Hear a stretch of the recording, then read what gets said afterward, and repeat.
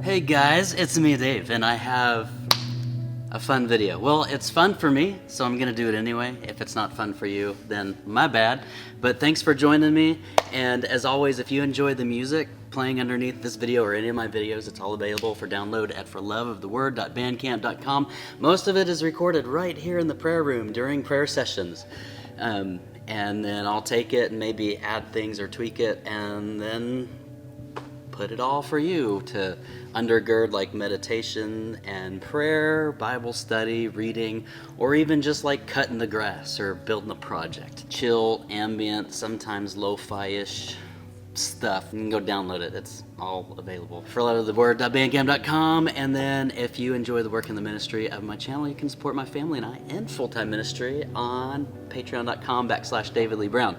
Now, I did not mention the book yet because this video is about the book, Hearing Love, a book that took me about 5 years to write. It was about a year of preaching, 2 years off, and then it took a year to write and a year to edit and format. Now, this July 2022, it's been 2 years since its release, and so just in time for the 2-year anniversary, dun dun dun dun dun dun dun dun, it's available in hardback now. Now, if you're a book snob like me, I will always get like the fancy goatskin bound edgeline Bible.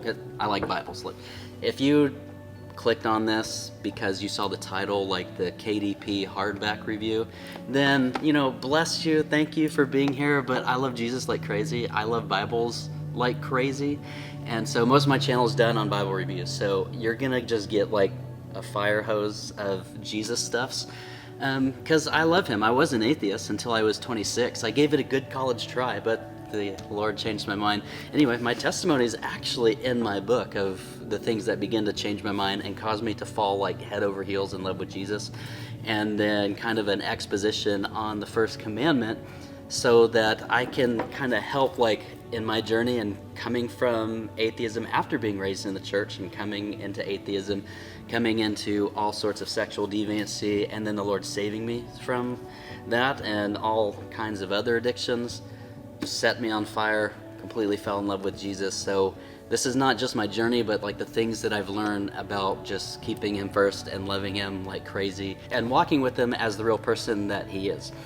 And that's really the heart of the first commandment, to love him. Like, how do you love something that's not real? How do you love someone you can't interact with? And so thanks be to God, like he still speaks today and he interacts with his people, and it's so much fun.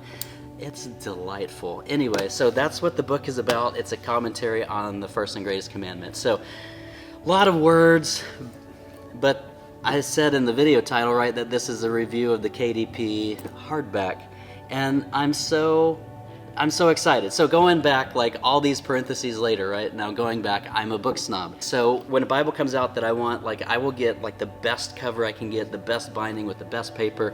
I just want it done really well. When a study Bible comes out, they usually don't bind them too well in leather binding, so I'll get the hardback.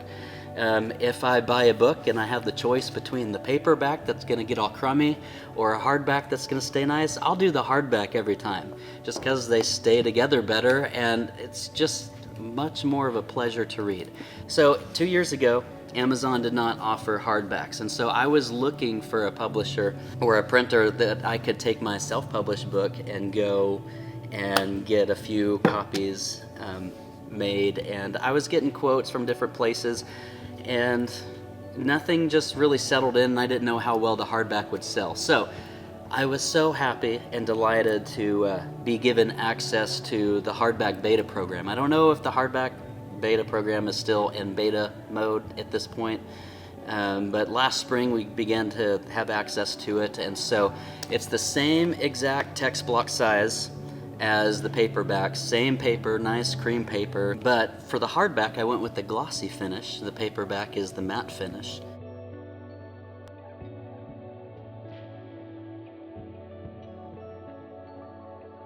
But same design. It's glued, but it's even just since I've had it and been looking at it and rereading through a couple sections, it's loosening up a considerable amount, and so it feels like your typical hardback.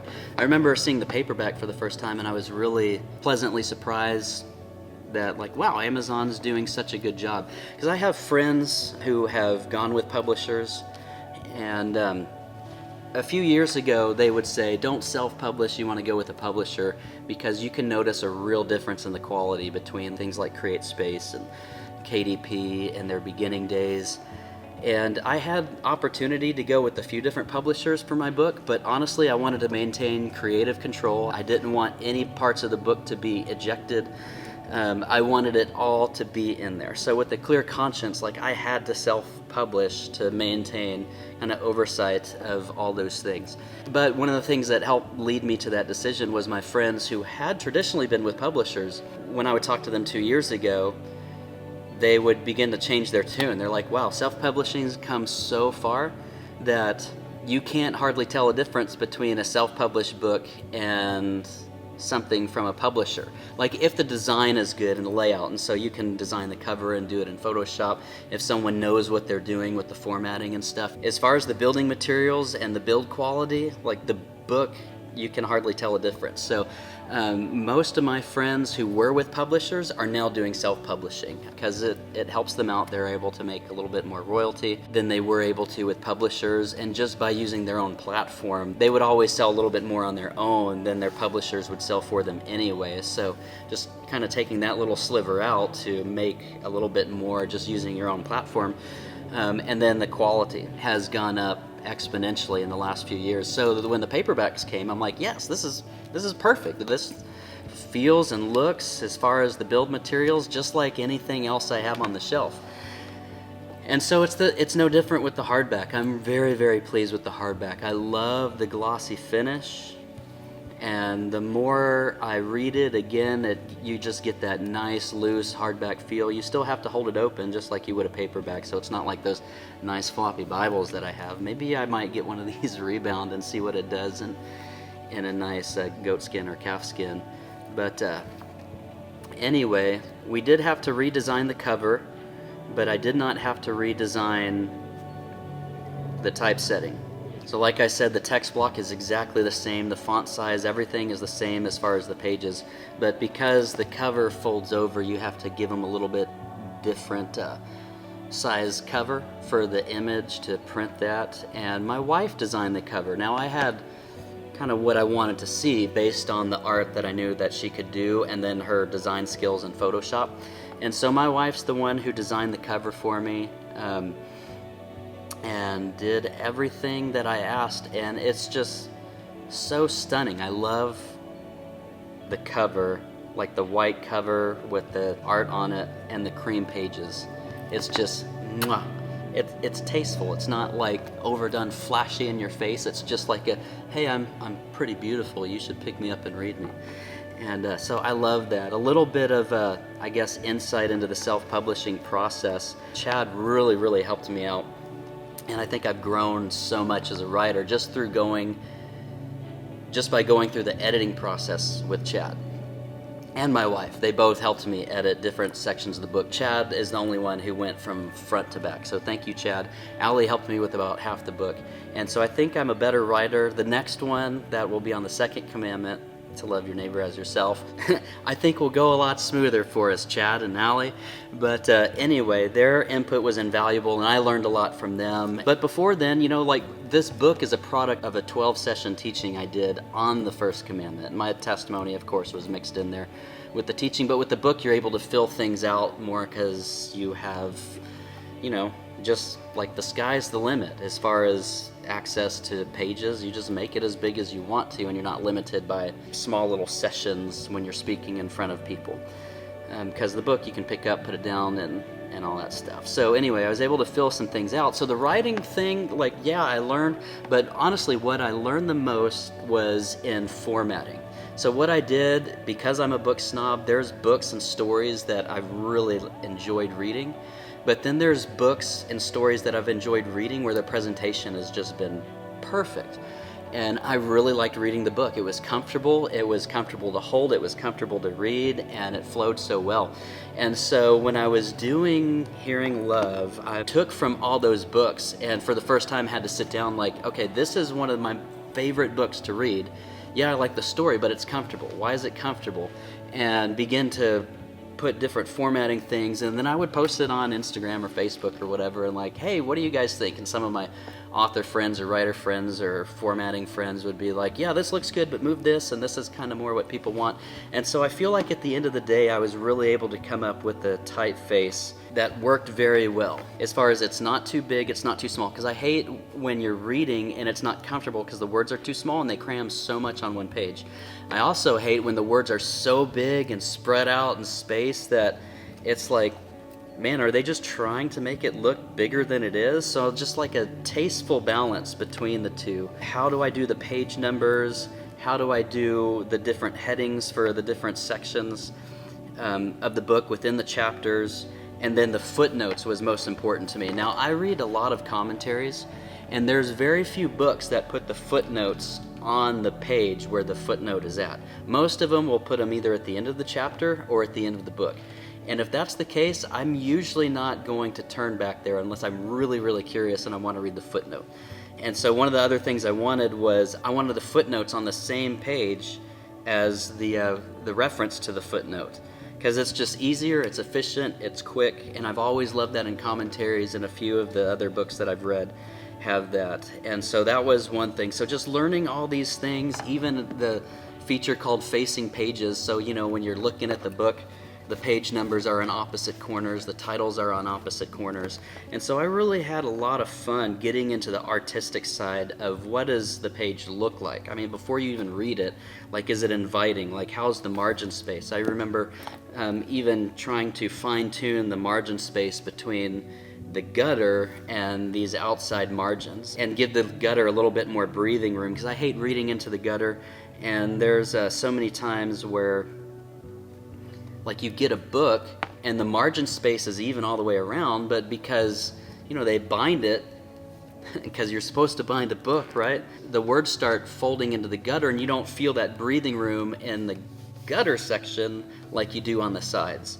And so that's what I was trying to balance out. And so every single detail of how this was put together, of course, the writing and the thought and the prayer that went into the message of the book, but then the artistry of being able to present it in a way that's just comfortable and just looks nice. And so I even still like looking at the typeface, I'm like, wow. Now it's been 2 years, so I probably don't remember all the details.